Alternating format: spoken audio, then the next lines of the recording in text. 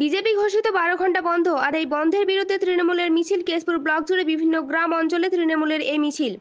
কেন্দ্র সরকারের বিরুদ্ধে ও বিজেপির ডাকা বন্ধনের বিরুদ্ধে মিছিল। এরকম চিত্র আজ দেখা গেল কেশপুর ব্লকের 8 নম্বর আমরাকুচি এলাকায়। এই মিছিলে উপস্থিত ছিলেন 8 নম্বর তৃণমূল কংগ্রেসের অঞ্চল সভাপতি মমতাজ খান ও অন্যান্য নেতৃত্ব। তৃণমূল কংগ্রেস তৃণমূল কংগ্রেস কেন্দ্র সরকারের বিরুদ্ধে কেন্দ্র সরকারের বিরুদ্ধে এই গরিব মানুষের খেটে খাওয়া মানুষের দোকানপাট গাড়ি ঘোড়া বন্ধ কেন কেন্দ্র সরকার জব চায় কেন্দ্র সরকার তৃণমূল কংগ্রেস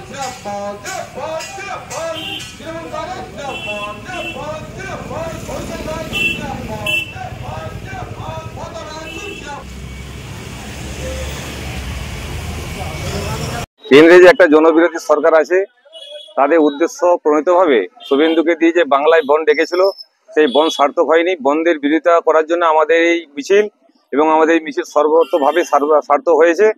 বাংলার মানুষ এই বনকে মেনে নেয়নি, স্বতঃস্ফূর্তভাবে গোটা বাংলা চালু ছিল।